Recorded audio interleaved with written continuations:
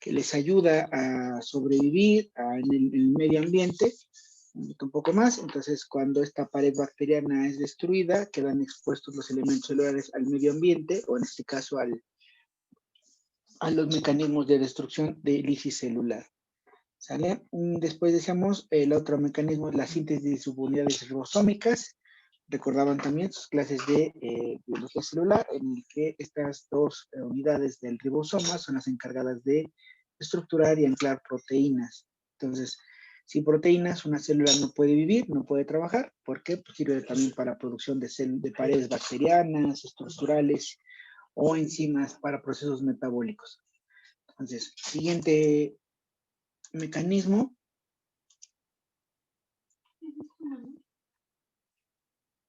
es el metabolismo de los ácidos nucleicos, tiene que ver con el ADN.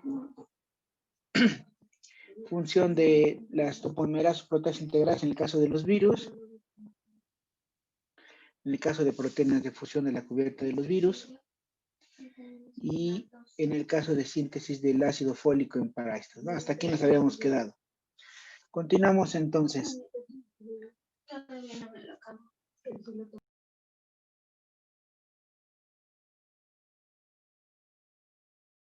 Presenta la otra diapositiva nada más. ¿Crees? Ya, profe, ¿crees?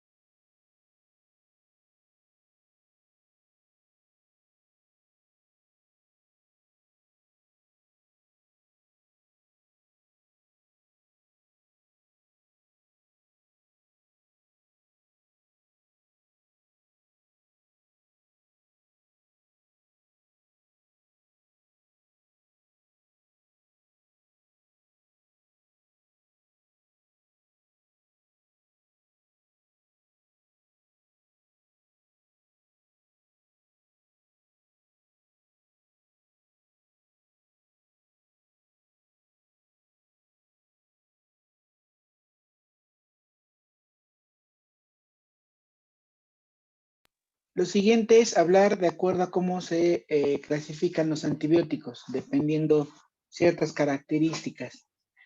De manera general, no vamos a hablar de acuerdo, los antibióticos vamos a clasificar de acuerdo a la estructura química, pero la siguiente es de acuerdo a cómo actúan. Entonces,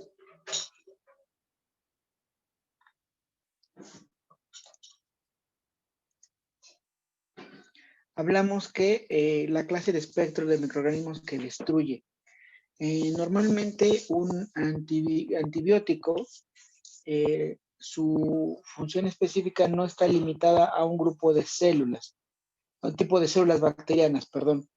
Se trata en algún momento de que un antibiótico pueda, así como poder inhibir ciertos mecanismos bacterianos que comparten algún grupo o subgrupo de bacterias. Normalmente la mayoría de los antimicrobianos se van a clasificar de acuerdo a esta situación en antimicrobianos o antibióticos de amplio, de mediano o de alto espectro. Esto tiene que ver, cuando hablamos del espectro antimicrobiano,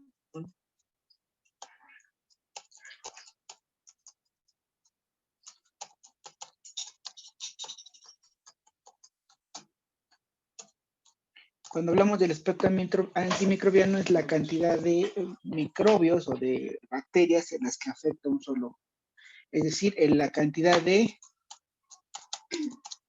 grupos bacterianos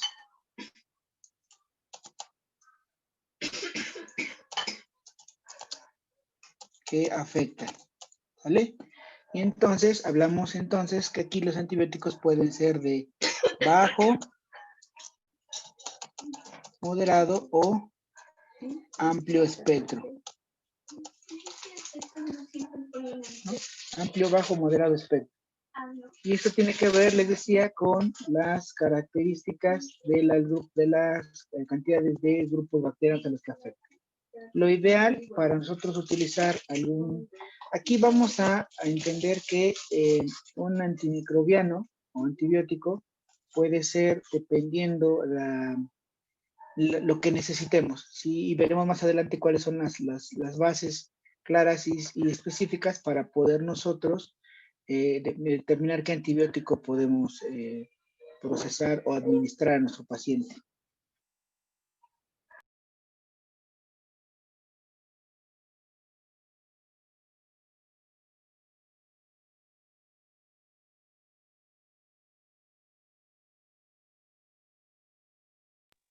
Otra clasificación de los fármacos va a depender de los antibióticos, perdón, tiene que ver con la vía bioquímica que interfiere. Lo que habíamos platicado hace unos momentos, si destruyen la pared celular, si destruyen algún mecanismo de producción de proteínas, si alteran la transposición de los ácidos nucleicos, si interfieren con algún metabolismo como el ácido fólico. Entonces, en esa base, en esa forma es donde también podemos clasificar los antibióticos. Y finalmente, esta es la clasificación que nos da por grupo estructural química, que es la estructura química de su farmacóforo. ¿Y qué entendemos por farmacóforo? Ahorita lo vemos aquí, hasta abajo aparece. El farmacóforo es un conjunto de rasgos estructurales en una molécula que es reconocida por un citorreceptor, y esta parte específica es la responsable de la actividad biológica de esa molécula.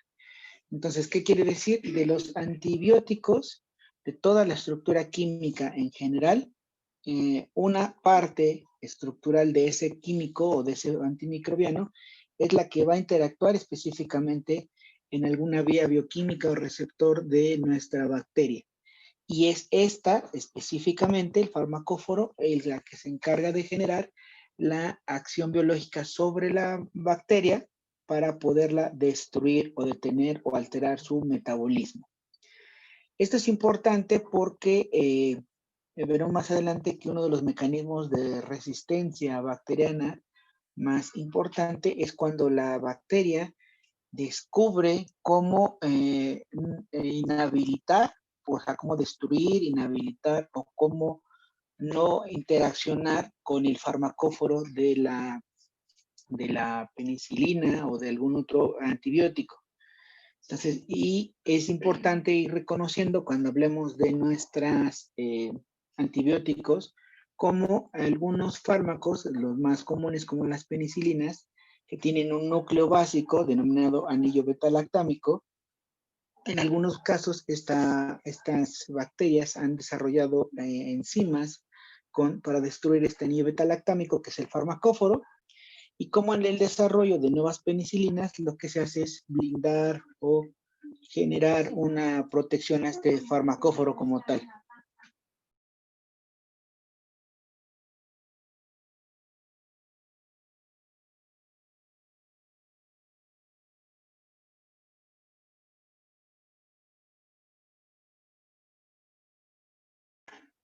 Me dicen cuando pueda cambiar la diapositiva.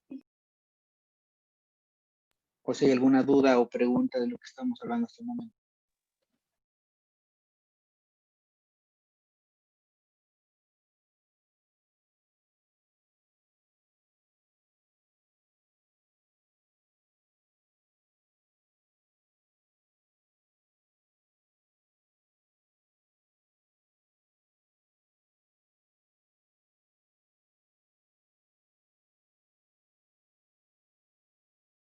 Ya, profe, gracias.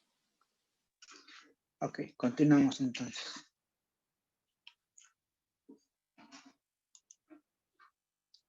Déjame borrar esto.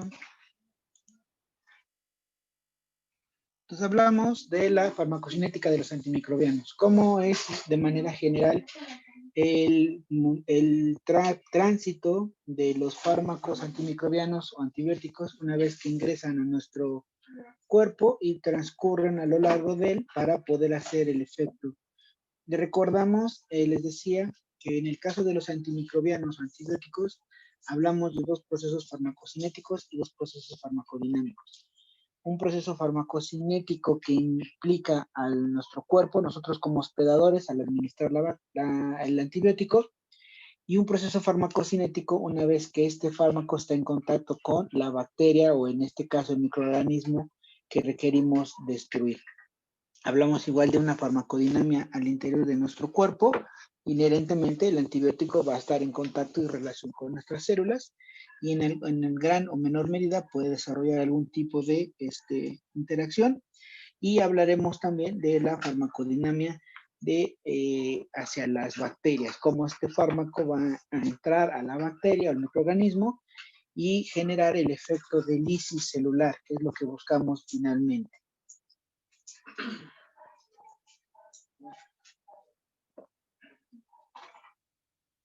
Y hablamos entonces primero de nosotros tenemos que identificar antes de entrar a una, antes de generar una terapia de terapia antimicrobiana, detectar nosotros cuál es la zona de infección, en qué órgano es el que está afectado,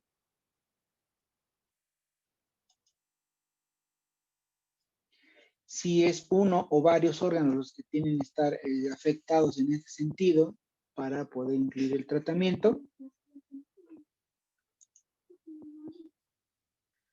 y cuántos compartimentos debemos atravesar.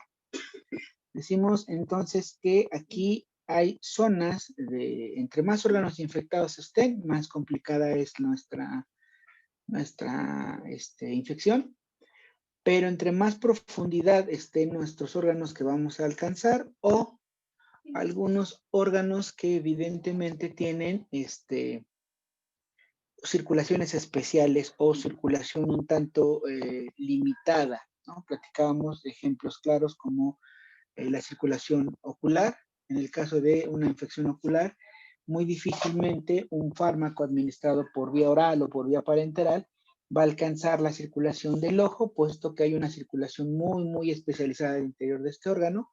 Entonces, lo ideal es buscar una nueva vía de administración, como es la vía tópica, literal. Los antimicrobianos, antibióticos se administran directamente sobre el ojo para poder generar esa absorción directa. Otro ejemplo es las afectaciones del sistema nervioso central, donde evidentemente la barrera hematoencefálica va a limitar el paso de muchas estructuras. Entonces también en el orden de poder, la eficacia de que este antimicrobiano alcance el punto específico donde se tenga que hacer efecto, entonces podemos generar la adecuada elección de un antimicrobiano que pueda alcanzar correctamente el órgano que requerimos que sea, que está siendo afectado, perdón. Y entonces les decía, aquí vamos a dilucidar la vía de administración, que sea la eficaz. Recuérdate que la vía de administración la utilizamos o la determinamos para hacer la eficacia y la rapidez del efecto terapéutico de un fármaco. En este caso, para que haya una buena disponibilidad. Entonces, le repito, tenemos que saber primero la zona de infección, tipo de órganos afectados, cuántos compartimentos tiene que atravesar nuestro fármaco para poder llegar. Y en ese caso podemos administrar y conocer la vía, podemos generar la vía de administración más adecuada y eficaz para la elección de nuestro antimicrobiano. Y hacer una reevaluación, ¿no? Si realmente llega o no llega. Aquí hay factores claros, les decía, lo que tenemos que tener en cuenta es los factores de circulación o irrigación, para que el órgano tenga una adecuada irrigación. Si hay una zona de circulación especializada, o lo que también, si hay un alto grado de inflamación. Recuerda que en un inicio, esto ya lo platicamos, la irrigación y la zona de circulación. Cuando hablamos de irrigación, ¿por qué necesitamos tener buena irrigación? Porque acuérdate que a fin de cuentas el fármaco va a llegar por la sangre. Entonces, si en algún paciente el órgano que necesitamos que llegue tiene un bajo coeficiente de aporte sanguíneo, evidentemente la cantidad de fármaco que va a llegar ahí va a ser muy malo. Por ejemplo, en el caso de los pacientes diabéticos, Los pacientes diabéticos tienen una alteración en su microcirculación. Entonces, cuando queremos atacar ciertas partes, debemos de saber qué tan conservada puede estar esa irrigación, en este caso en la cavidad oral, o tenemos que entender que esa circulación seguramente está afectada y que entonces el tratamiento tiene que ser a más largo plazo para que llegue una cantidad adecuada en esa zona y que la limitación de la infección puede ser incluso más lenta de lo normal. Lo que les decía, la zona de circulación especializada, como los órganos como el ojo, el sistema nervioso central, que bueno, en el caso de ustedes no hay mayor problema en ese sentido. Algo importante es la inflamación. Recuerda que cuando hay un proceso infeccioso, uno de los procesos de protección que genera nuestro cuerpo es el proceso inflamatorio, tanto de tipo inmunológico como de tipo histológico. Entonces la inflamación, si bien en un inicio genera una apertura brusca de los vasos sanguíneos para que llegue mayor cantidad de sangre y así células inflamatorias, pero después una de las funciones de la inflamación es tratar de contener la zona para que el patógeno no avance. Entonces, esa contención de la zona de infección genera que haya un corte en la irrigación en la zona específica. Entonces, un lugar altamente inflamado, un tejido altamente inflamado, difícilmente tiene un aporte sanguíneo correcto, lo que limitaría la llegada o no del antibiótico. Entonces, por eso les pongo en este sentido, como un ciclo repetitivo de evaluación, si llega o no llega el antibiótico, y si no, reevaluar otra vez la situación para poder aumentar o modificar, aumentar de dosis o modificar el antibiótico que estamos eligiendo por algún otro que tenga mejor efecto farmacocinético. ¿Dudas hasta acá? No, profe. Ok, Mitch, Ana, pregunta, tengo aquí en sala de espera a Montserrat Chávez, ¿la conocemos? Yo no, Doc. No, Ah, es que es la cosa de mi hermana, pero soy Itzel. Itzel. Pero entonces, ¿por qué me dice aquí que estás en Sí, sala de Itzel espera? Chávez, nada más que es cuenta mi hermana. Por eso, pero tú sí estás, Itzel. Itzel Chávez, ¿sí estás? Sí, Entonces, ¿por qué me sigue apareciendo aquí Montserrat pero me Chávez? quiero conectar desde mi computadora. Ok, perfecto, ok. Vale, ya te admito. Gracias. Vale, pues eso, dime, Doc, no me admite. Si no, no, es que por seguridad. Vale. Doc, ¿le puedes regresar a la anterior diapositiva, por favor? ¿La anterior de estas? Sí.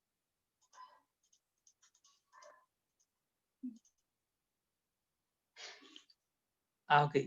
Gracias, doctor. Ya. Dale.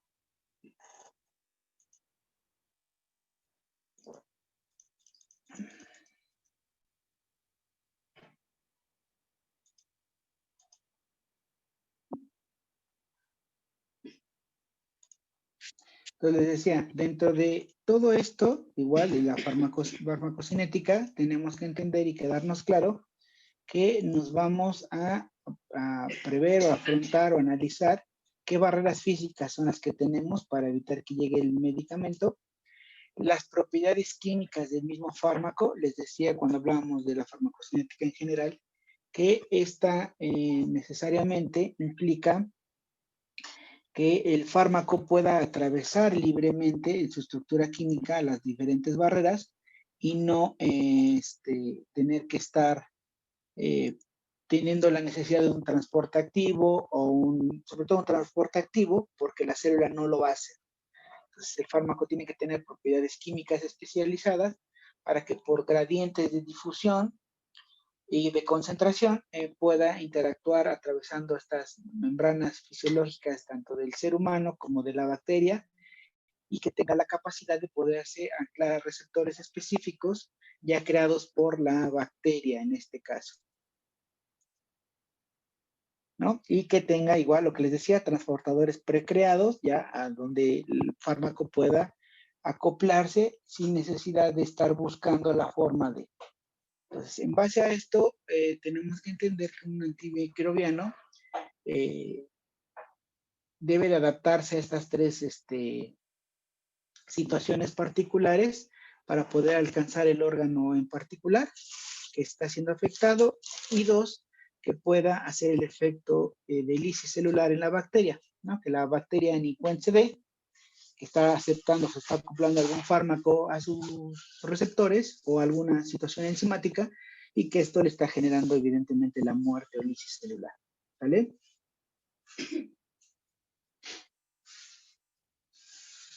Continuamos.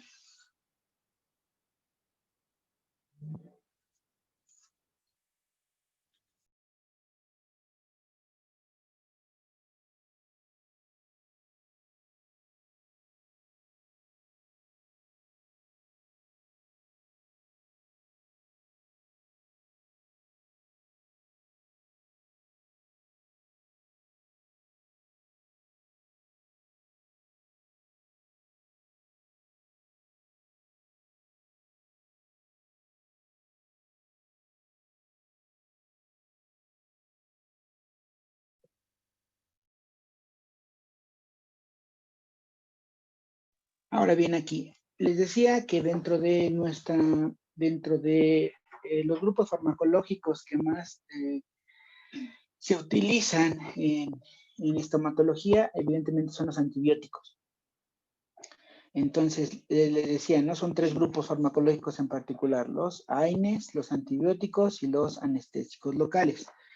Entonces, el uso de los antimicrobianos, antibióticos, de manera adecuada y racional debe de ser un parteaguas o un eje fundamental en su quehacer diario.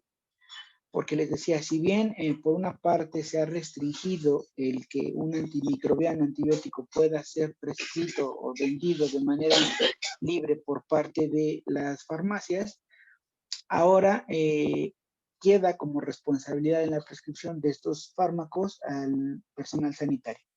Entonces, la importancia de un uso adecuado, esquematizado, con guías, para evitar las posibles resistencias antimicrobianas, ¿no? Decía que se habla que para 2050 aproximadamente gran cantidad de las bacterias conocidas en la actualidad, y que para el momento tiene un tratamiento eficaz y seguro por antimicrobiano, van a crear resistencias. Entonces vamos a tener una pérdida sustancial de estas armas eficaces que en menos de por lo menos 100 años de utilización, pues ya podemos ir perdiendo su apoyo, y entonces regresaremos a la época del siglo XIX, donde había gran pérdida de vidas humanas por infecciones bacterianas. Entonces vamos a ver cómo nosotros podemos estandarizar este uso racional de los antimicrobianos para favorecer su uso y evitar a la mayor parte posible las famosas resistencias. Primer precepto: no usar y abusar en el uso de prescripción, ¿no? Muchas veces por presión de nuestros pacientes, ¿no? Acuden por alguna situación y que ellos piensan y atribuyen, o en su ideario común, que están padeciendo alguna infección, y pues sí, te coaptan, te orillan a decir, bueno, doctor, ¿y no me va a brindar un tratamiento con antibiótico? Y si no se lo brindan, piensan que tú no estás siendo profesional, o que no sabes del manejo de este medicamento o de este tratamiento para los pacientes. Entonces parece que pierde una credibilidad, y por no perder credibilidad se complace al paciente y se le brinda el antibiótico aunque no lo necesite. O lo otro, ¿no? Que a veces, por no tener un conocimiento adecuado de ciertos preceptos que vamos a hablar más adelante, el profesional de la salud prescribe antibióticos de una amplia gama de espectro, para poder combatir incluso infecciones muy sencillas que con un antibiótico básico podría solucionarse, ¿no? Les hago siempre el símil. A veces, cuando no tienen idea, el médico, el estomatólogo de la infección o la agente causal, pues aplica la del pescador, ¿no? Al pescador, si quieres pescar un solo pececito, lo haces con una caña de pescar, es paciencia y con conocimiento de cómo hacerlo. Pero si no te quieres esperar y ver a ver qué sale, pues lo que echas es una red, ¿no? Tú quieres cazar puras truchas, pero pues en esa red la avientas y pues te va a llegar cangrejos, tortugas, delfines, una sirena y todo lo demás. Y ese no es el punto, ¿no? Entonces, parte de esto también es medida por mala prescripción y no conocimiento de ciertos parámetros que vamos a hablar más adelante. Le decía, saber identificar cuando un proceso es no infeccioso. Muchas veces siempre identificamos o correlacionamos la presencia de fiebre como un proceso infeccioso cuando no necesariamente es así, ¿no? Sabemos que la fiebre es un proceso de respuesta hacia algún proceso inflamatorio, pero por eso la importancia de la historia clínica. Recuérdate que cuando nosotros realizamos un diagnóstico, no nos basamos exclusivamente en un signo o en un síntoma. Es forzosamente hacer un análisis minucioso de nuestro paciente para poder determinar claramente si lo que él está padeciendo en ese momento requiere o no una infección, ¿no? En el caso, por ejemplo, ahorita que estamos en época de invernal y que lamentablemente pues tenemos esta cuestión del coronavirus, pues sí, es un gran reto diagnóstico para saber identificar, decíamos, un paciente que tiene una rinitis alérgica, ¿no? Que tiene escurrimiento nasal, ojos llorosos, dolor de garganta, identificarlo o que no, compararlo que no sea coronavirus, que no sea influenza o una gripe normal o una infección por bacteriana, una faringoamigdalitis, ¿no? Es complejo, pero eso lo da la experiencia, entonces es un análisis minucioso. Muchas veces, digo, ahorita cae también en el punto, los médicos, para todos los que por el mismo estrés que está viendo, todo que llega con una sintomatología respiratoria, pues automáticamente, si no tienes experiencia, todo es coronavirus, todo es COVID, cuando no es así, ¿no? Entonces, lo mismo de identificar, en el caso de ustedes como estomatólogos generales, si lo que presenta el paciente puede llegar con una inflamación muy, muy severa, incluso con colección de líquido, pero no necesariamente va a ser un proceso infeccioso. Puede ser simplemente una reacción inflamatoria a algún cuerpo extraño o a algunas mismas estructuras propias del paciente. ¿Sale? Luego, siguiente parámetro. Esto es importante, conocer los patógenos más comúnmente asociados a procesos infecciosos comunes en nuestra labor diaria. Esto, de entrada, primero tenemos que saber y reconocer de nuestras clases de microbiología. Ustedes saben que en la cavidad oral es una de las partes del cuerpo que tiene mayor cantidad de bacterias. Se habla que si fueran personas, podría poblar varios países de nuestro mundo la cantidad de bacterias que viven en nuestra cavidad oral. Recordemos que esas bacterias que viven en la cavidad oral de manera normal se denomina flora o microbiota normal, la cual cumple ciertas características y funciones específicas, trabajando como simbiontes con nosotros. A ellos nos molestan y nosotros los molestamos. Pero en algunas situaciones en particular, cuando el sistema inmunológico está deteriorado, bajado, alterado en pequeña porción, esta flora normal puede florecer, aumentar y entonces volverse patogénica en un momento dado, ¿no? Pero por el contrario, ustedes se van a enfrentar a cuestiones de tipo, situaciones patológicas comunes, como por ejemplo un absceso periodontal, una gingivitis, infecciones a nivel de quistes, de ápices, etc. Y la literatura claramente les dice, por el estudio y controles que se han hecho a lo largo de mucho tiempo, te va a decir, bueno, en un absceso periodontal, el patógeno más frecuente es esta bacteria. Y en el caso de un proceso de gingivitis, el patógeno más frecuente es esta bacteria, y así sucesivamente. ¿Por qué es importante? Porque entonces al conocer el patógeno más común de una presentación que tiene el paciente, de un padecimiento, nosotros podemos encaminar claramente el tratamiento antimicrobiano de una manera más electiva. Es decir, si yo sé que una faringoamigdalitis bacteriana infecciosa el agente causal más frecuente es el estreptococo beta hemolítico, entonces ya sé que el tratamiento de elección para aniquilar al estreptococo beta hemolítico es el uso de penicilina benzatínica o de amoxicilina con ácido clavulánico. Y entonces ya lo enfoco, aunque no veo al bicho como tal, pero por los análisis clínicos previos sé que esta es la presentación más común. Entonces lo voy generando de manera más indicada. Si ustedes no conocen esto, pues van a estar tirando, como les decía, como el pescador, aventando redes para poder ver qué cachan. Algo ha de pegar, ¿no? Es lo que, por ejemplo, ahorita en el caso del COVID, es lo que ha sucedido. Al no tener un tratamiento, es una enfermedad nueva, no hay un tratamiento en un inicio estandarizado, y entonces lo que se hizo con los médicos es generar múltiples tratamientos y alguno de ellos pues, podría pegar. La realidad es que pues también generó sobreexceso de carga de fármacos a los pacientes y que en la mayoría no estaban ni justificados la utilización de esos fármacos porque ni siquiera en la vía establecida para poder hacerlo. Otro, decíamos, conocer los esquemas terapéuticos propuestos por las guías clínicas. Esto se los mencioné también en la clase pasada.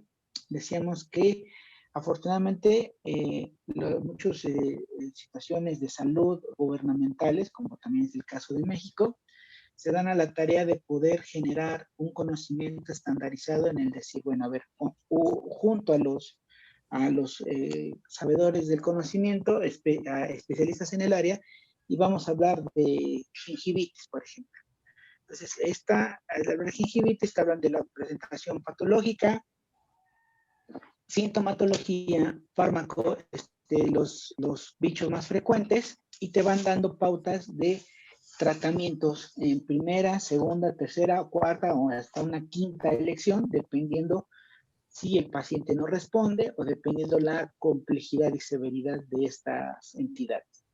Entonces, estas guías clínicas son, son de utilidad bastante bárbara, porque si ustedes en algún momento no tienen el conocimiento fresco como tal o no se han enfrentado a un proceso patológico de manera rutinaria en su consulta y les llega un paciente de nuevo, bueno, nos evitamos el estar dando tumbos de ciegos, buscamos la guía clínica adecuada y con esa nos vamos orientando en cómo generar los procesos de administración antimicrobiana y evidentemente tendremos una alta probabilidad de no errar en el tratamiento antimicrobiano y dar una resolución rápida a nuestro paciente.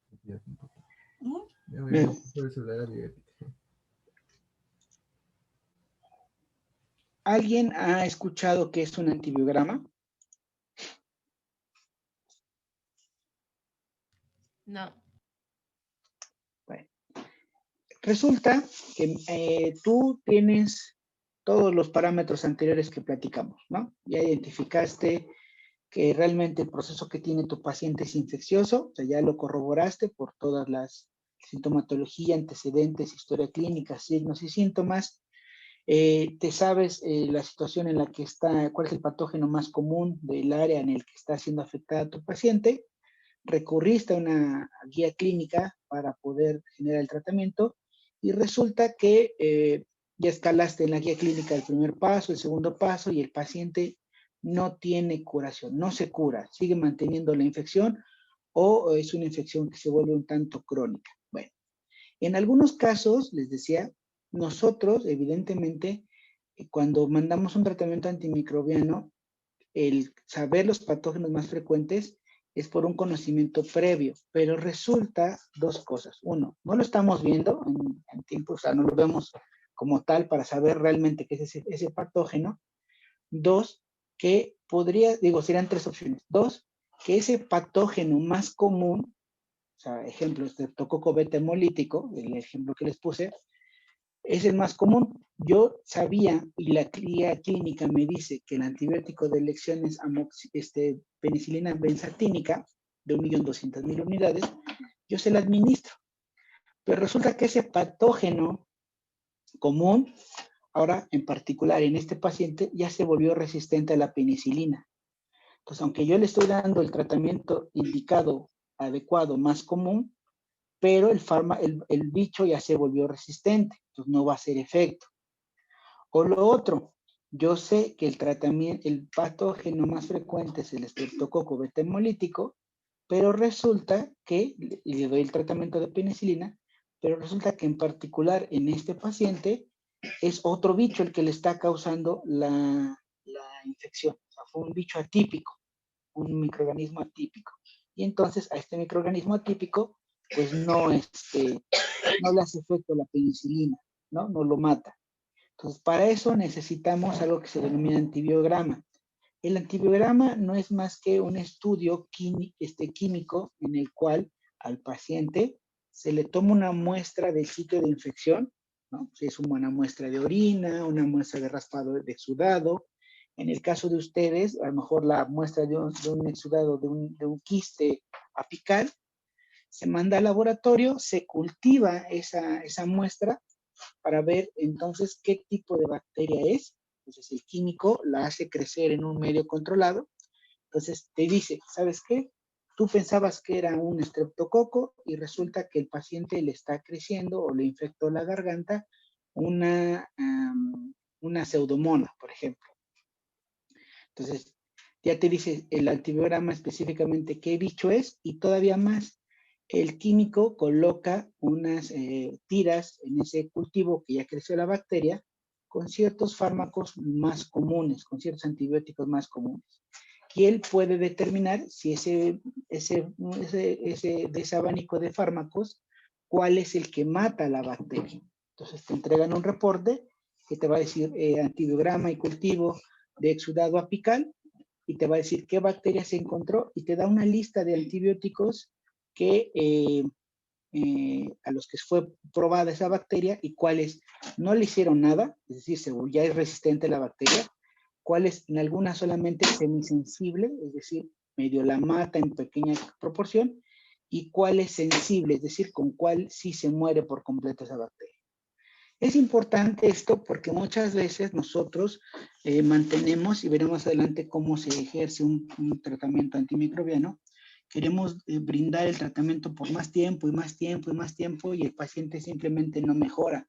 O le dimos un tratamiento inicial, tal vez fue semisensible el patógeno, se le quitó en un momento, pero después de 2, 3 días regresa, que es suspendido el antibiótico, regresa el problema a nuestro paciente, ¿no? Entonces, para estar evitando dar tumbos de ciegos, lo ideal es en tiempo y forma utilizar este tipo de esquemas que nos ayudarán, ahora sí, como dice el dicho, tener los pelos de la burra en la mano, saber qué bicho es y qué antibiótico es el efectivo para poder atacar. ¿Dudas hasta acá? No, profe. Y finalmente, lo último, ¿no? Deseamos vigilar el cumplimiento de los esquemas terapéuticos. Aquí, lo primero, nosotros nos corresponde a nosotros, las primeras fases. Esto último es lo que corresponde al paciente, el dichoso y el famoso apego terapéutico. Recuérdate que el apego nos va a favorecer que haya un buen efecto farmacológico, buena biodisponibilidad y entonces se crea el efecto adecuado para el que buscamos. Muchos de nuestros pacientes es el gran error que cometemos y nosotros mismos incluso. Tienes un proceso infeccioso, empiezas a tomar un tratamiento, lo tomas 2, 3 días, resulta que ya fue suficiente para que la bacteria se inhiba su crecimiento, empiezas a tener mejoría. Empieza a tener mejoría y entonces el paciente dice, pues ya me siento mejor y dejo de tomar el antibiótico. Hagamos un proceso reflexivo en nuestra casa, cuántas cajas de antibiótico tenemos a medio terminar, porque no concluimos el tratamiento antimicrobiano porque ya nos sentimos bien en un inicio y nos dio igual, ¿no? Entonces también es parte de lo que tenemos nosotros que empezar a formar en casa. En el caso de nuestros pacientes es muy sencillo vigilar el cumplimiento. Tú sabes, por ejemplo, vamos a poner un ejemplo, si le mandas a tu paciente un antibiótico como claritromicina de 500 miligramos cada 12 horas por 5 días, tú sabrás entonces que la caja de claritromicina trae 10 pastillas. Entonces, si tú le dices al paciente, ¿sabe qué? Hoy lo vi, hoy empieza su tratamiento antimicrobiano por el quiste apical que tiene y lo veo en 3 días. Entonces, técnicamente, para la revisión, no solo clínica del paciente, lo ideal es que tú le solicites que lleve la caja del medicamento. Si me trae usted su caja de medicina. Para entonces nosotros, ustedes dicen, si ya pasaron 3 días desde que lo vi, pues entonces él tendría que tener 4 pastillas de antibióticos solamente en su cajita. Entonces, tú le puedes preguntar, ¿se está tomando bien sus pastillas? No, sí, doctor, al pie de la letra. A ver, préstame usted su caja. Y resulta que la caja tiene 8 pastillas y ya llevas 2 días que lo viste, pues te está viendo la cara, ¿no? No se está tomando el tratamiento de manera adecuada. Entonces, también es importante parte de nosotros el vigilar que se genere un adecuado apego al tratamiento farmacológico. En este caso, antibiótico. Ahora bien, vamos a hablar de los tipos de tratamiento antimicrobiano, es decir, vamos a hablar cómo nosotros, los diferentes tipos de esquemas de antimicrobianos que podemos brindar en nuestros pacientes. Y dependiendo las necesidades que requiramos, van a variar en cuanto a duración, sobre todo. Aquí acuérdate, y ojo, cada fármaco, en particular, sea antimicrobiano o no, tiene una posología, quiere decir cada cuántas horas lo vamos a dar, cada cuántas horas lo vamos a brindar. Esa posología nos la da ya el laboratorio porque es lo que se necesita para obtener una adecuada biodisponibilidad en sangre y se mantenga el efecto antimicrobiano. Lo que nosotros sí podemos modificar es los días en el que vamos a dar ese antimicrobiano o ese antibiótico, ¿sale? Y de ahí depende entonces los tipos del tratamiento antimicrobiano o con antibiótico. Entonces hablaremos de un tratamiento profiláctico. ¿Qué entendemos por profilaxis o profiláctico? Una limpieza. Limpieza, algo así. Eso lo aplican ustedes en los dientes, ¿no? ¿No? La profilaxis es cuando quitan el sarro, ¿no? Pero otra sección del término profilaxis. Prevención. Prevención, exactamente. Entonces, el tratamiento profiláctico, hablamos de un tratamiento preventivo. Entonces, ¿por qué nosotros daremos un tratamiento antibiótico preventivo a algún paciente?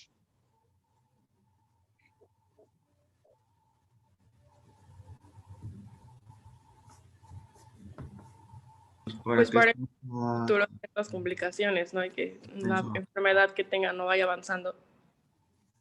Exacto. Un tratamiento profiláctico antimicrobiano se da en pacientes que por alguna situación pueden estar en riesgo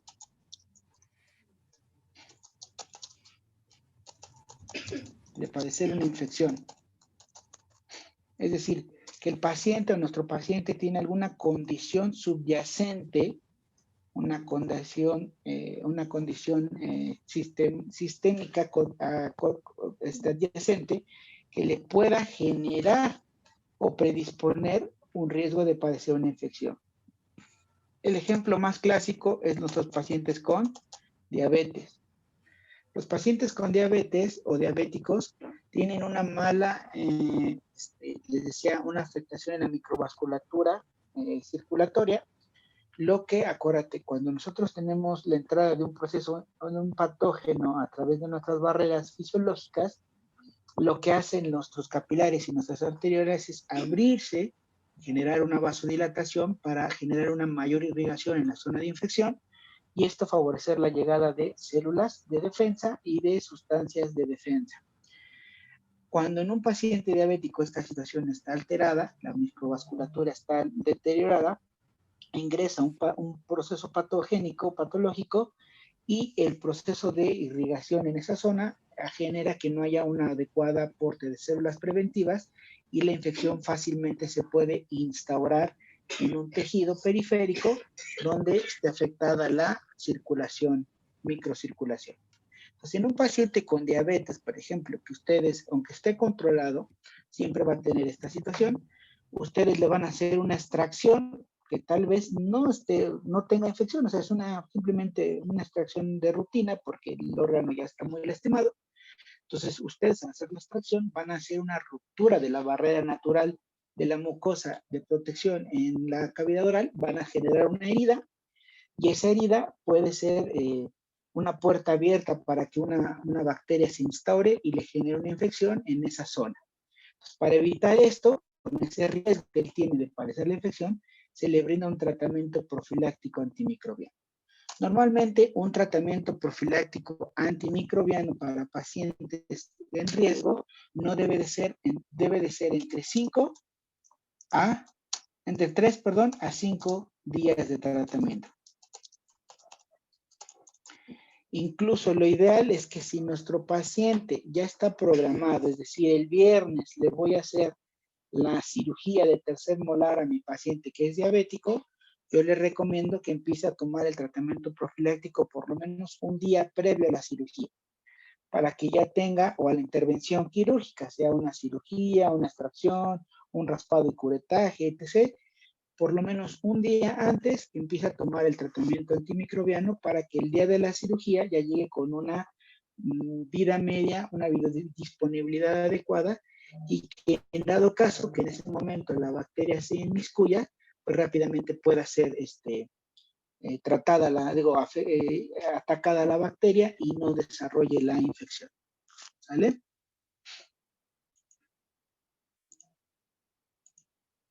Siguiente tipo de tratamiento.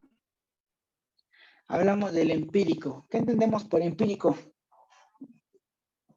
¿Qué es el conocimiento empírico? El aprendizaje a través de, la vista, o sea, observando. A través de la experiencia, ¿no? El conocimiento empírico se obtiene a través de la experiencia. Entonces, un tratamiento antimicrobiano de tipo empírico es lo que les decía en la diapositiva anterior. El paciente tiene un padecimiento X. Es decir, bueno, una infección, perdón.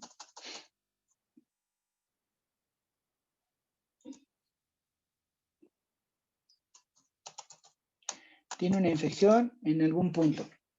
Tú sabes por experiencia y por conocimiento previo que esa zona de infección en ese punto en particular va a estar causada con un patógeno X, ¿no? El patógeno más común. Ahí sabes que esa infección en particular la genera un patógeno común. Y entonces, en base a ese conocimiento que tú tienes previo de correlación entre infecciones, procesos infecciosos y patógenos comunes, tú brindas un tratamiento, ¿vale? El tratamiento empírico prácticamente es el que más comúnmente utilizamos en nuestra práctica diaria, ¿sale? ¿Por qué? Porque es el que nos da la oportunidad de poder generar los tratamientos con la experiencia y con el conocimiento previo, ¿sale? Aquí, ojo, no es que no sepa lo que hago, sino que sé cuál es lo más común y en base a eso puedo determinar un tratamiento antimicrobiano adecuado. Los tratamientos empíricos ideales, normales, van a ser para calmar una infección. Lo correcto es entre 7 a 10 días de tratamiento. ¿Cuál es lo indicado mínimo? 7 días. Con 7 días es más que suficiente para poder generar el efecto antimicrobiano y cesar con la infección. Salvo, ¿por qué lo podemos alargar? Dependiendo las condiciones de nuestro paciente. Y es el análisis. Si el paciente es alguno como ustedes, joven, guapo, bello y encantador, sin ningún problema, sanos, que no tenga algún otro factor de riesgo predisponente, la infección tranquilamente puede ser combatida con el tratamiento antimicrobiano y ya después con tu sistema inmunológico, y en 7 días tranquilamente es fácilmente erradicado el patógeno que está haciendo mella en tu cuerpo. ¿Qué pasa si te enfrentas a algún paciente con una condición predisponente? En el mismo caso, un diabético. Entonces, un diabético, acuérdate que el tratamiento antimicrobiano va a tratar de contener y eliminar en la mayor parte esas bacterias o bichos que nos están afectando. pero también le ayuda entonces al matar cierta cantidad de bacterias, ayuda a que tu sistema inmunológico se recupere y le entra al quite. Entonces, entre los dos, entre tu sistema inmunológico y el antimicrobiano, van en conjunto a erradicar la infección. Esto en un paciente sano, con 7 días es más que suficiente. Un paciente con una situación predisponente como un diabético, con todo lo que ya platicamos anteriormente, pues evidentemente su sistema inmunológico también está siendo un poco más mellado. Entonces aumentas el tratamiento hasta los 10 días para tener la certeza de que está siendo erradicado por completo el proceso patológico, ¿sale? Entonces, ¿por qué el tiempo? Dependiendo de las condiciones preexistentes. Si el paciente no tiene ninguna, con 7 días es más que suficiente. Si el paciente tiene alguna situación predisponente, podemos alargarlo incluso hasta los 10 días de tratamiento. Cuando hablamos de un tratamiento definitivo, aquí nosotros... Ser constante. No tanto como constante, sino vamos de la mano. Empiezas tú en un tratamiento, el paciente llega por una infección y tú conoces el patógeno más común. Empiezas el tratamiento empírico. Entonces, tú tienes que ir evaluando al paciente. O sea, si tú vienes a tu paciente con una infección, no lo ves hasta los 7 días. Lo ideal es que si llega hoy lunes, o se va hoy lunes, viene con la infección y tú le das el tratamiento antimicrobiano, lo ideal es que tú lo cites al 3.º o máximo al 4.º día para una revisión. Si en ese 3.º o 4.º día de revisión tú tienes que empezar a notar que el tratamiento antimicrobiano está haciendo efecto, es decir, que ya hay disminución de los índices o signos de la infección y que clínicamente se ve hacia la mejoría de nuestro paciente. De no ser así, si en esa primera revisión a la mitad prácticamente del tratamiento empírico ves que no hay mejoría o es muy lenta la mejoría, lo consiguiente es, antes de continuar, mandar a hacer estudios de antibiogramas.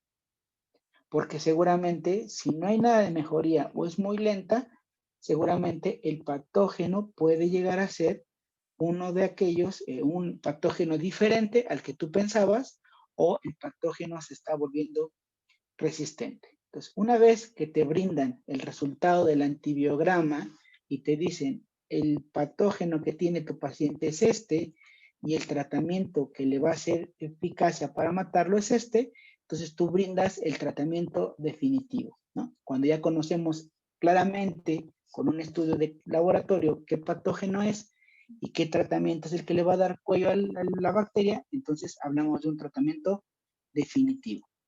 Y ese tratamiento definitivo igual va a ser en una promedio de 7 a 10 días dependiendo las condiciones de nuestro paciente. Y ojo, si tú empezaste un tratamiento empírico y a los 4 días viste que no hay problema, no hay avance ni mejoría, mandas un antibiograma, te lo entregan. Cuando entregan el resultado, el tratamiento definitivo es, aunque ya llevabas 4 o 5 días de tratamiento empírico, el tratamiento definitivo debe ser por este mismo plazo, o sea, es completito, no se suplementa ni se complementa. O sea, lo que si ya llevaba yo 3 del anterior, le cambio el antibiótico por el definitivo y llevaba 4, solo le voy a dar 3, no. O sea, si el empírico falla, el tratamiento definitivo empieza de 0. ¿Sí me explicó? Sí. Sí. Vale. Y finalmente hablaremos de un tratamiento de tipo supresor. ¿Qué quiere decir? El tratamiento de tipo supresor es cuando por alguna razón y con condiciones del paciente, incluso tú ya sabiendo el tratamiento definitivo o viendo que el tratamiento empírico está funcionando adecuadamente, pero si tu paciente tiene alguna predisposición como diabetes o alguna otra enfermedad que hace que la infección no pueda ser vencida tan fácilmente por su sistema inmunológico, aumentamos el número de días de ese tratamiento para favorecer la destrucción completa de nuestro microorganismo. Entonces, el tratamiento supresor es aquel que avanzamos todavía hasta los 14 días de tratamiento, aproximadamente. Algunas veces se puede incluso alargar hasta los 21 días. ¿Qué quiere decir? Tú estás dando un tratamiento empírico, ves que está haciendo bien efecto en la primera revisión, lo ves a la segunda revisión donde se cumplen los 7 días, y resulta que a partir de los 7 días te das cuenta que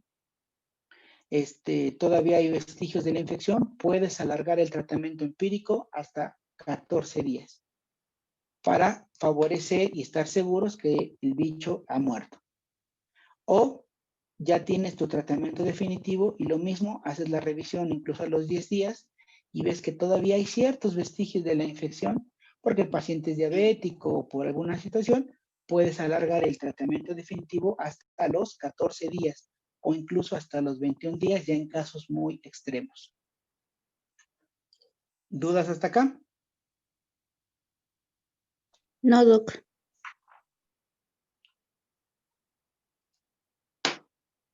Ok, déjeme. ¿Puedo borrar todos estos apuntes que puse? Sí, ya.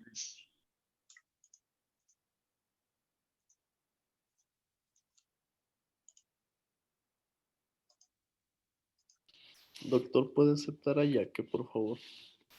Sí, ya le di a aceptar. Ok. Además que va un poco lento esto. Sí, Angelito. Dice, aquí lo que decíamos, el acto automático de asociar la fiebre a infecciones tratables y de administrar antimicrobianos sin una valoración adicional es irracional, puede ser peligroso. Se lo reitero, se lo repito, un solo síntoma y un solo síntoma, un solo signo no nos garantiza que realmente sea una condición específica de infección, ¿no? Tenemos que hacer una valoración completa de nuestros pacientes para poder determinar si realmente lo que padece o está presentando es un proceso infeccioso como tal.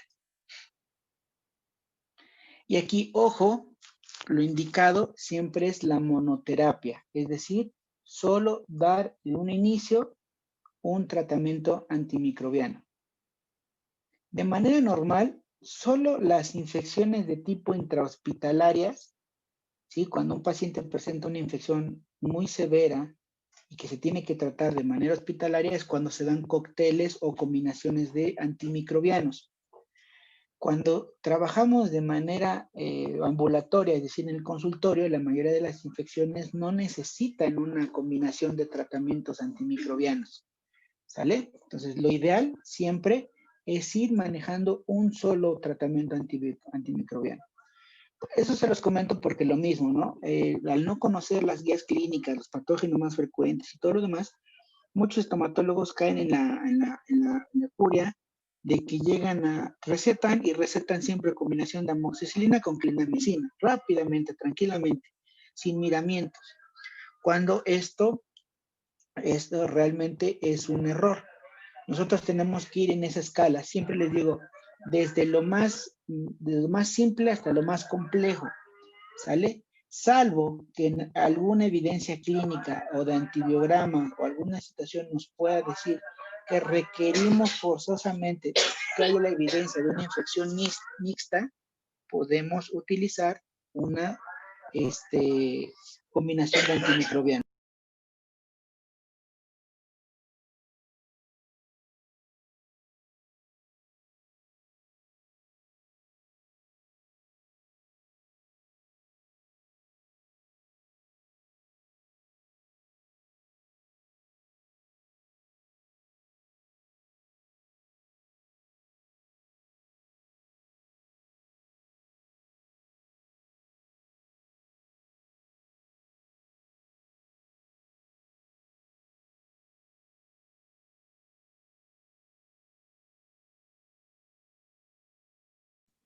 No escucha.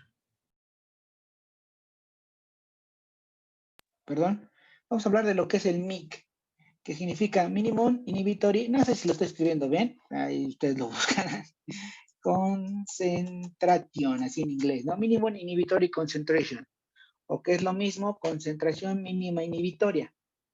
¿Qué entendemos con el MIC? El MIC es la cantidad mínima de un antibiótico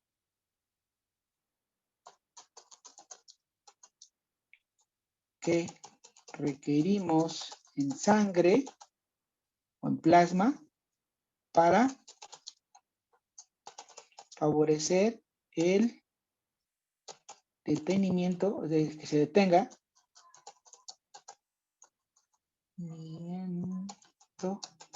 del crecimiento bacteriano.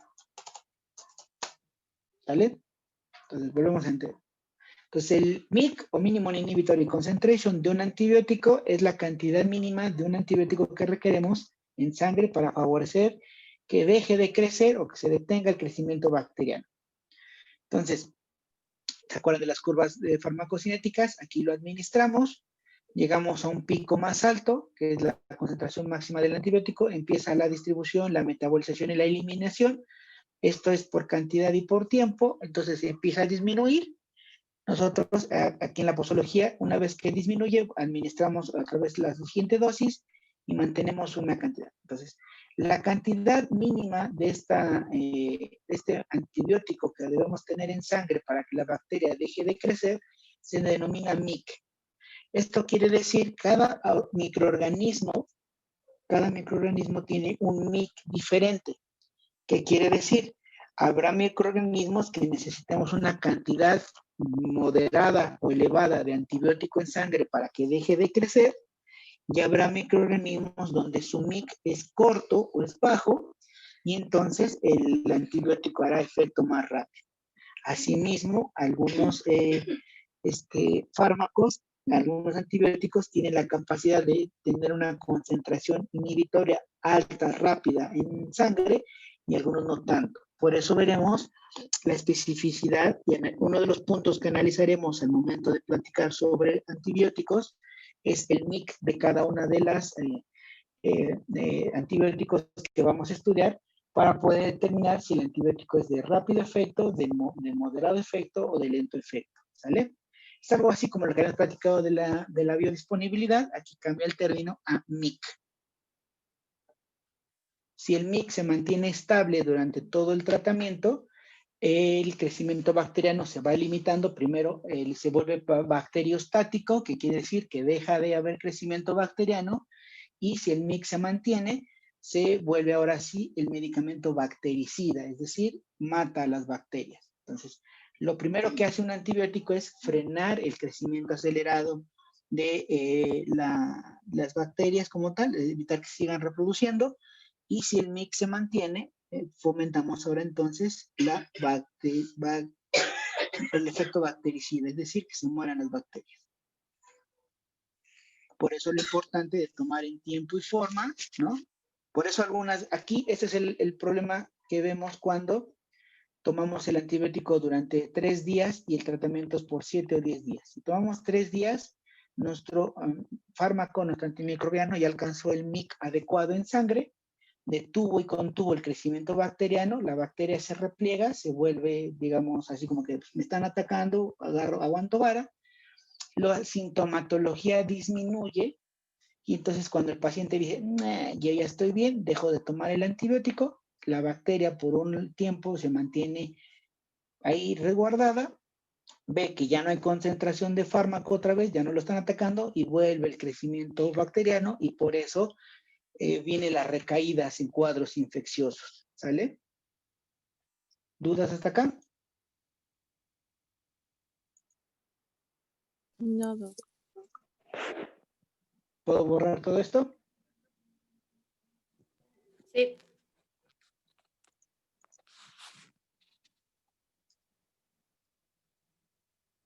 Entonces, lo que les decía, aquí vemos la curva farmacocinética ya establecida.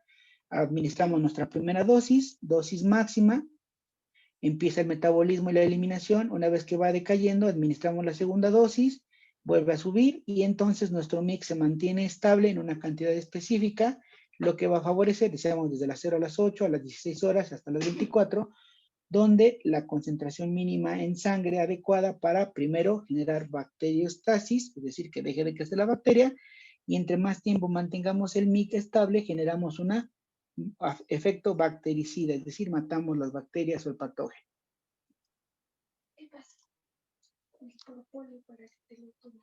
Lo dejé allá arriba, creo que en su tocador. ¿Sí, va? Porque ahí se lo di.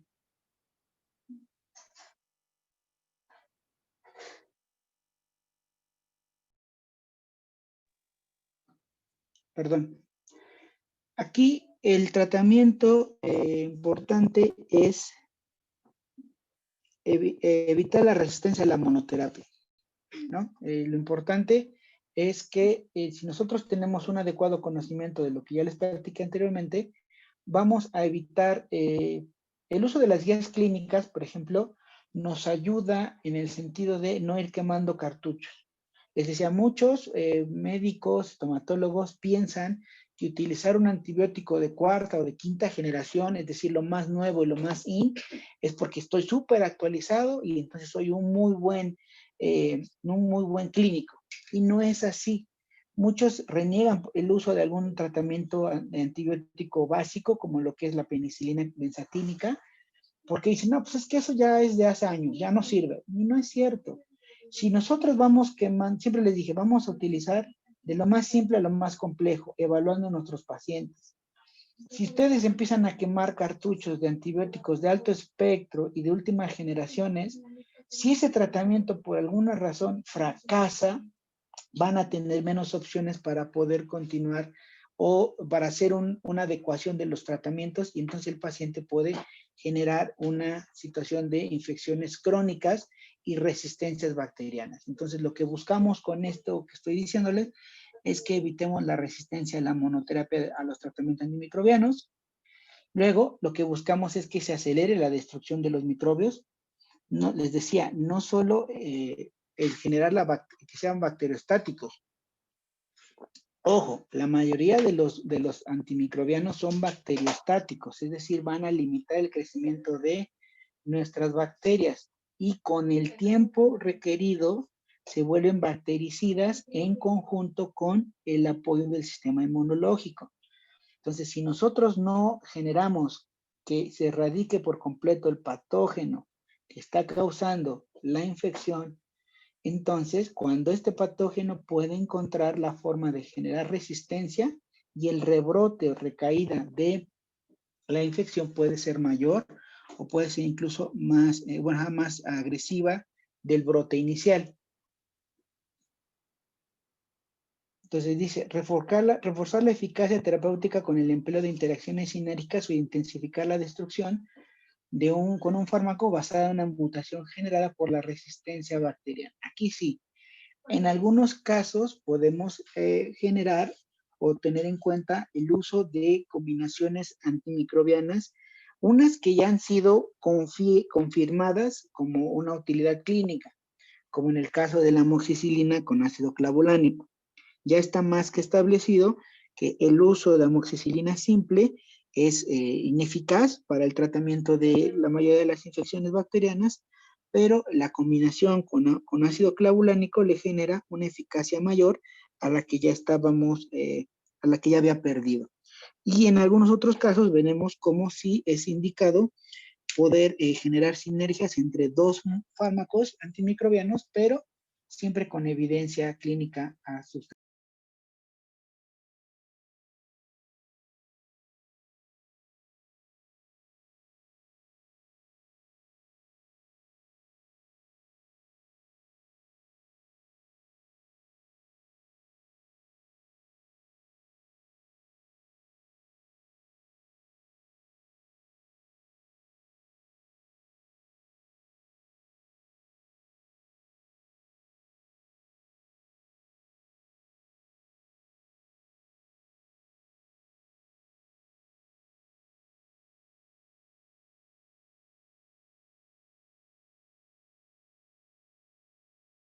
Entonces, si hacemos... Doc, ¿puede regresarle tantito a la diapositiva anterior? Ya, gracias. Entonces, si hacemos una línea del tiempo, podemos hacer esta situación. De los tratamientos que hicimos. El profiláctico es en una situación de ausencia de infección. Decíamos, es para prevenir el prevenir el que un paciente con alguna situación en particular pueda desencadenar una infección, ¿sale? Entonces, el profiláctico también requerimos, ya les di las pautas específicas, no nada más es brindarlo por brindarlo, ni en días, solo por brindarlo, ¿no? Tiene características especiales, brindado a pacientes de una tipología especial, ¿sale? Hablamos ya cuando el paciente tiene infección. Aquí hablamos, se marca de un paciente presintomático. Bueno, en países muy desarrollados donde la cultura de atención médica está más inculcada, más afianzada, los pacientes a las primeras sintomatologías tratan de acudir a su consulta médica estomatológica para ver qué sucede, ¿no? Aquí en México esa cultura no existe, como dicen, no existe, no hay, no existe. Entonces, normalmente nuestros pacientes siempre van cuando ya tienen unos síntomas floridos o incluso ya síntomas bien avanzados, ¿no? Les va a tocar ver pacientes con tremendas bolas de absceso ahí en el cachete, que dices, ¿cómo pudo vivir tanto tiempo y tantos días con ese abscesote? Bueno, sí los hay. Entonces es cuando ya tiene el paciente sintomatología. Y entonces, les decía, nosotros conocemos patógenos comunes, patógenos más frecuentes en ciertas patologías y empezamos tratamiento empírico. Tratamiento empírico encaminado siempre también guiado por las guías clínicas, valga la redundancia, en escalas de atención, primero, segundo, terceras opciones para poder generar este tipo de tratamientos.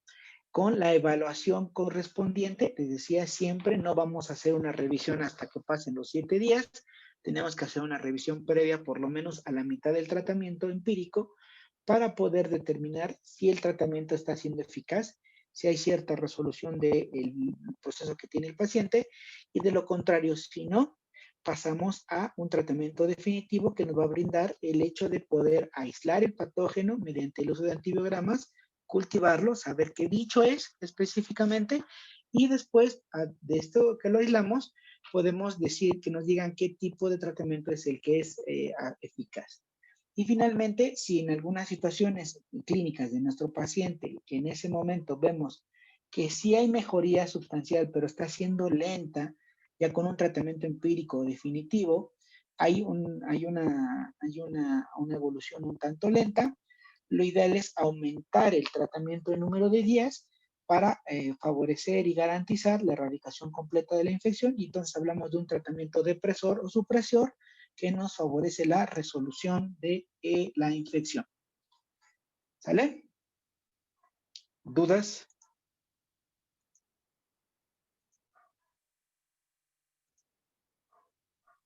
No, doc.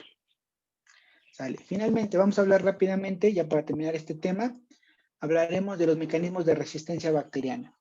Les decía, evidentemente, la bacteria es un ser vivo, y como dice la ley y la teoría de la evolución de Charles Darwin, un ser vivo o se adapta o se lo carga el payaso, ¿no? Entonces, la bacteria, pues no va a estar así como que contemplándonos y, ay, sí, no, agrédeme todo lo que quieras, mátame, ¿no? Así como, entonces, en algún momento, nuestra bacteria, que está en contacto con un antimicrobiano en particular, en un inicio, pues evidentemente, pues, se la va a cargar el payaso, ¿no? Ay, adiós, cráncal alacrán. Pero cuando esa bacteria, en una nueva situación, en una nueva condición, puede estar en contacto con el mismo antimicrobiano, puede tener la capacidad, sobre todo los mecanismos de resistencia se dan con las bacterias que sobrevivieron al ataque antimicrobiano.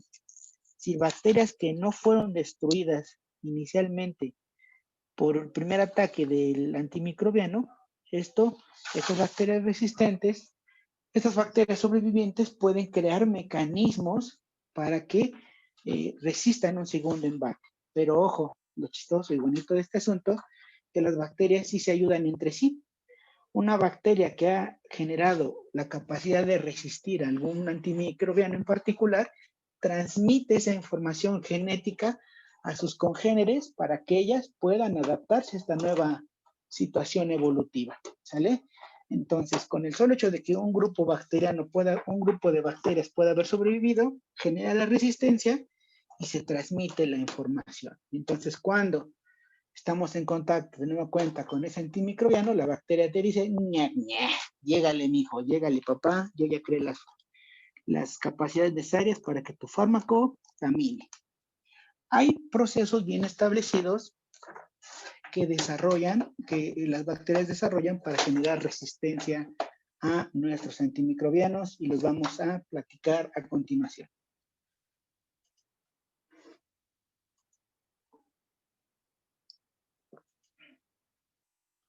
Bueno, esto es lo que les decía. Lo primero pues, es por evolución, ¿no? O sea, la bacteria tiene que encontrar la forma de sobrevivir.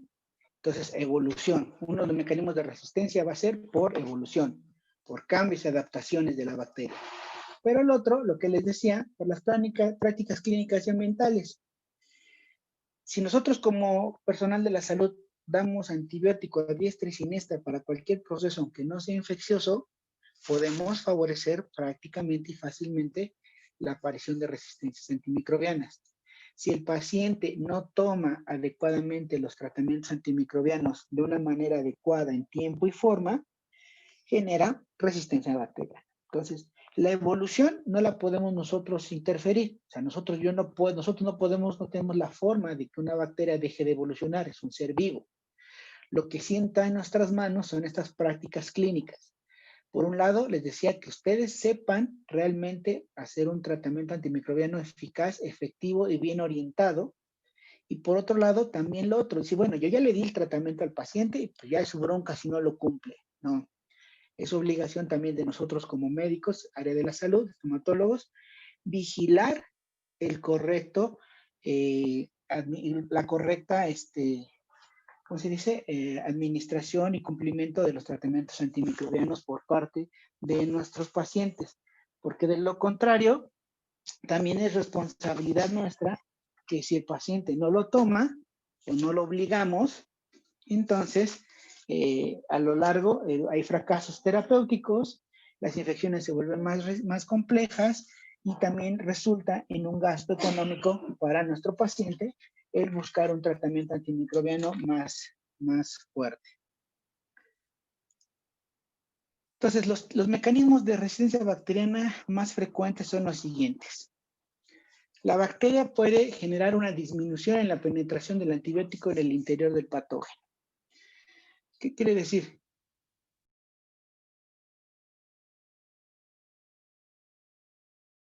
Nuestro fármaco, nuestro antibiótico, tiene que tener una farmacocinética para atravesar las membranas biológicas de nuestra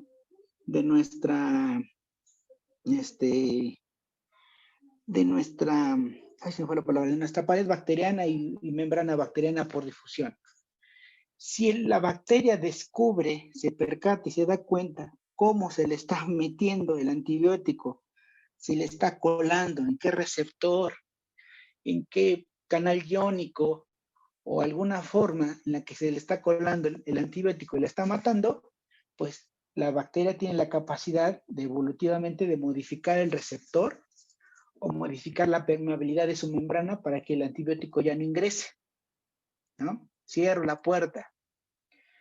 Lo otro, no puedo disminuir que entre, pero una vez que entra puedo generar algunos transportadores la bacteria puede generar algunos transportadores retrógrados para que le capte el antibiótico, como el barco, ¿no? Cuando se está hundiendo, se está metiendo el agua, tiene bombas de extracción del agua, y la regresa al mar, para que el barco no se hunda. Entonces la bacteria genera y favorece, primero, que identifique la sustancia química, en este caso el antibiótico, y lo expulse de la célula o de la bacteria para evitar que le haga daño. Este es el nivel más alto de evolución bacteriana. Aquí, evidentemente, si disminuye la penetración o hay mayor expulsión del antibiótico, quiere decir que cierta cantidad del antibiótico va a entrar a la bacteria. O sea, si aquí normalmente entraba un 90% y la bacteria puede reducir a un 60%, va a entrar cantidad de fármaco, de antibiótico, y eventualmente va a terminar por matar a la bacteria, a lo mejor en un plazo más largo. Si ella entró y expulsa, la bacteria puede expulsar 3 de cada 10 moléculas de fármaco que ingresa, pues evidentemente igual el fármaco que se escapa de ser expulsado puede todavía a largo plazo generar una afectación en la célula, en la bacteria. Pero si la bacteria o el microorganismo encuentra una enzima que destruya el farmacóforo o lo inactive, el farmacóforo del antibiótico, ahí sí es la resistencia más eficaz, porque la bacteria metaboliza al fármaco y evita que éste haga efecto. Se elimina prácticamente en la totalidad el efecto del fármaco, el antibiótico, sobre el metabolismo bacteriano. Entonces, el mecanismo más eficaz, la producción de enzimas que inactivan el farmacóforo antimicrobiano.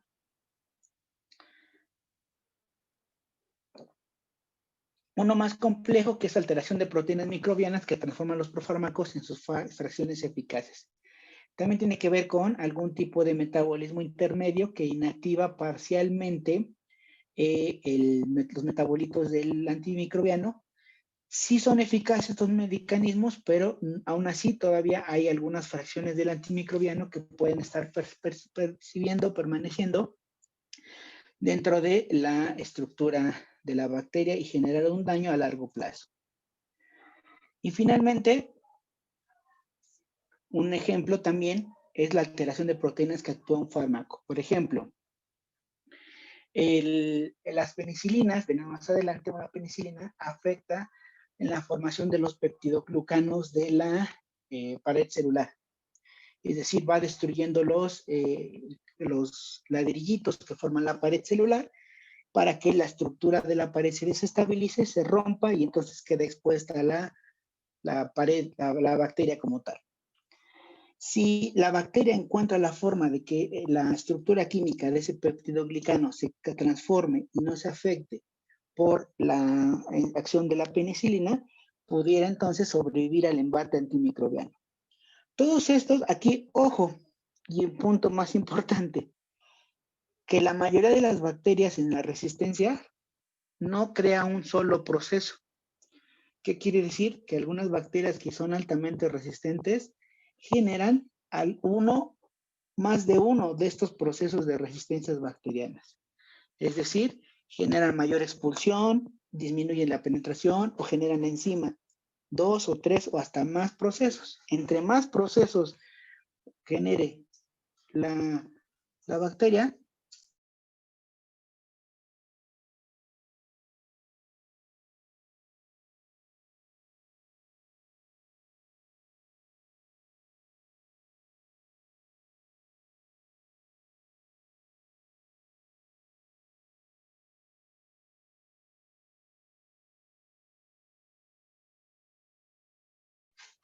¿sale? Entonces, estos son los procesos. Por eso, las bacterias altamente resistentes son las que generan mayor cantidad de procesos de resistencia como estos. ¿Puedo cambiarle? Sí.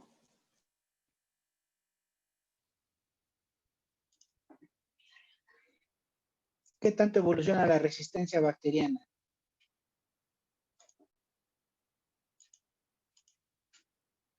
Entonces, la evolución de la resistencia bacteriana va a ser medida, la evolución de la resistencia va a estar mediada o va a depender de los dos factores que les dije. La evolución propia de las bacterias como tal, como agente vivo, que responde hasta un estímulo y que obviamente no se va a dejar. Pero el principal factor que va a generar mayor evolución de las resistencias bacterianas está dada por la mala praxis en la administración de antimicrobianos. Ese es el principal factor. Por eso la importancia, y se lo reitero, de que ustedes aprendan y tengan claridad y conciencia de cómo administrar un tratamiento antimicrobiano que sea eficaz y que no favorezca este tipo de procesos. Tenemos una gran responsabilidad como personal sanitario de primer contacto y reiterando que uno de los grupos farmacológicos que más utilizan ustedes en la prescripción de los pacientes.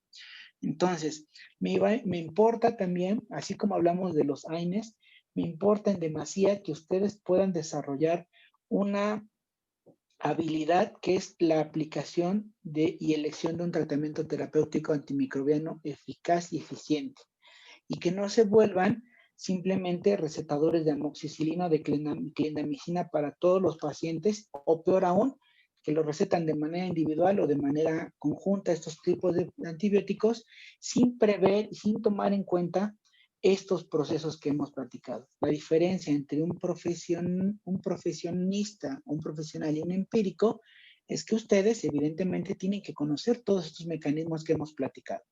Les decía, a cualquier persona, ¿no? A su asistente, incluso aunque no tenga algún asistente, al señor que vende los tacos, a cualquier señor. Si tú le dices, ¿sabes qué? Cada persona que llegue y te diga tiene una infección en la boca, le vas a dar este medicamento en esta dosis por estos días, incluso le dices el nombre de la marca, pues el señor, evidentemente de manera empírica, va a llenar incluso tu receta mejor que tú y va a recetar antibiótico a diestra y siniestra a todos. La diferencia entre el empírico y el profesional es que ustedes tienen que tener la capacidad de un análisis, sistematización y el poder brindar tratamientos antimicrobianos específicos y especializados y sobre todo individualizados. Paciente A, paciente B, los dos llegan con un absceso periapical, pero al momento de evaluar, tú puedes determinar que el paciente A tiene seguramente el absceso periapical es más por un patógeno anaerobio, y el absceso B, el paciente B, el absceso periapical es por un patógeno aerobio. Entonces, ¿los dos necesitarán tratamiento antimicrobiano? Sí, pero en este caso, el paciente A, un tratamiento específico para microorganismos anaerobios, como la clindamicina, y el paciente B, con un tratamiento para microorganismos aerobios, como la amoxicilina con ácido clavulánico. Mismo padecimiento, diferente microorganismo, diferente paciente, tratamientos individualizados, más no estandarizados. ¿Sale? ¿Dudas hasta acá? No, ninguna. No, doctor. Déjenme checar, ya vamos entonces rápidamente a empezar con el siguiente tema, que es la de las penicilinas.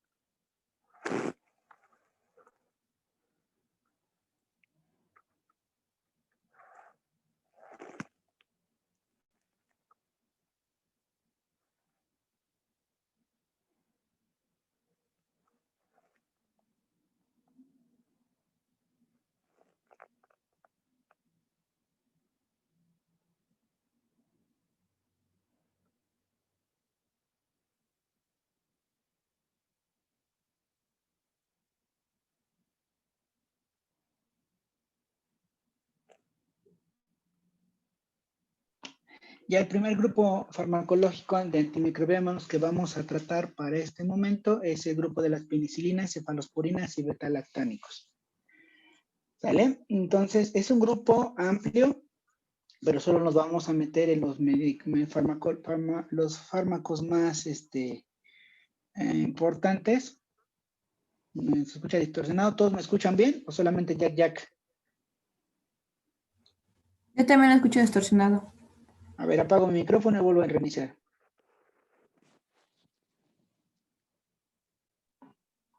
A ver, ya, probando. 1, 2, 3, probando.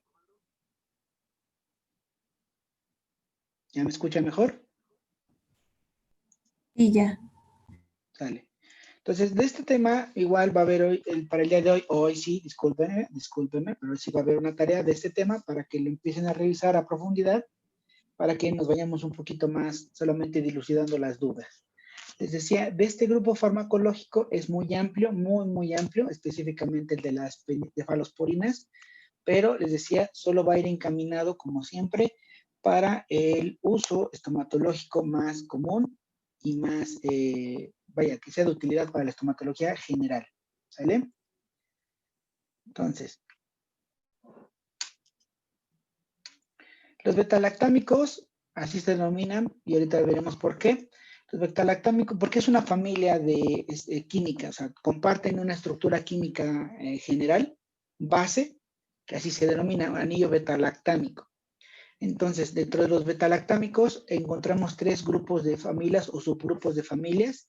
El más inicial es la de las penicilinas, donde encontramos la penicilina cristalina, la penicilina benzatínica, las amoxicilinas, ampicilinas, dicloxacilinas, son los más iniciales, ¿no? La penicilina, que fue el medicamento o el primer antibiótico conocido, descubierto por Sir Alexander Fleming, ¿sale? Entonces, sí, Alberto, entonces, siguiente grupo es las cefalosporinas, que aquí las cefalosporinas, hablamos, es un grupo ya semisintético de producción de las penicilinas, y que las cefalosporinas tienen un mayor espectro y que las clasificamos de acuerdo a la generación en la que se fueron creando.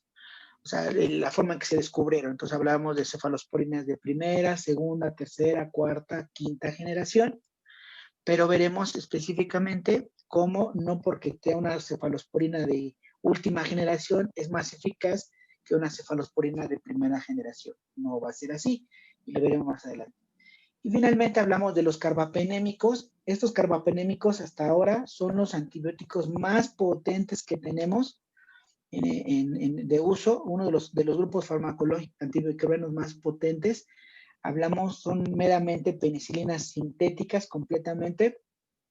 Su principal uso es de manera intrahospitalaria, no los vamos a utilizar de manera ambulatoria, y hablamos del carbapenem, del imipenem, por ejemplo, que son antibióticos muy eficaces, muy fuertes, pero sobre todo que se utilizan para infecciones muy agresivas y de orden intrahospitalario. Entonces, nosotros nos vamos a enfocar a analizar las penicilinas y las cefalosporinas en algunos grupos específicos, algunos miembros específicos de estos 2 grupos en particular, ¿sale?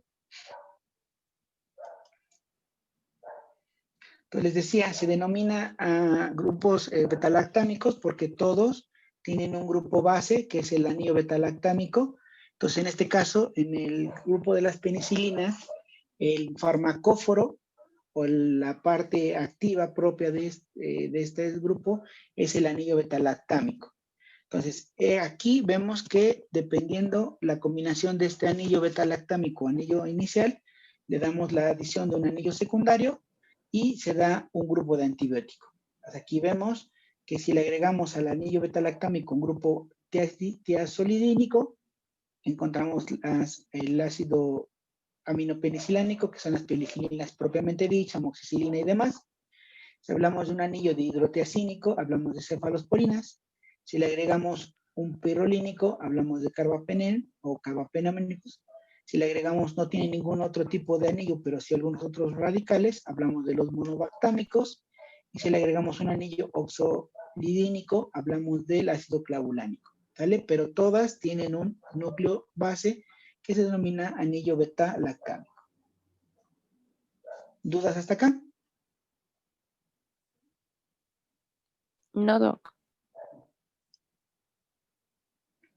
Entonces, de manera general,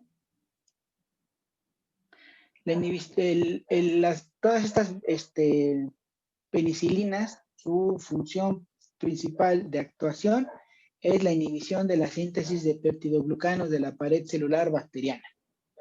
Recuerda entonces que la pared bacteriana es una estructura propia de las bacterias que les ayuda a poder permanecer en ambientes externos y poder enfrentar agresiones,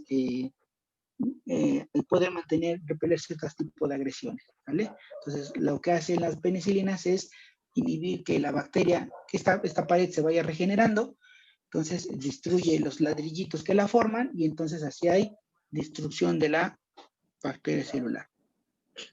¿Sale? Profe, ¿le puede regresar tantito, por favor? Gracias. Ya.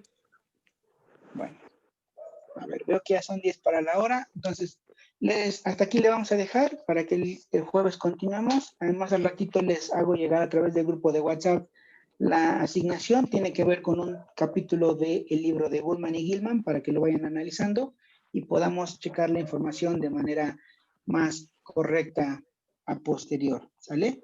Entonces, dejen en el chat su mensaje de asistencia, por favor. Profe, Yuri me mandó un mensaje y me dijo que se le fue el internet y que no iba a poder. ¿Quién, perdón? Yuri. ¿Yuricela? Ajá. Ah, entonces ponle presente por ella, por favor. Ok, está bien. Vale, chicos. Bueno, entonces nos vemos el día jueves. Ahí más al rato les coloco la tarea, la actividad para la siguiente sesión. ¿Sale? Sí, profe, hasta luego. Que tengan un excelente inicio de semana. Cuídense mucho. Igual, profe, hasta luego. Hasta luego, Doc. Doc, igual puedo poner por María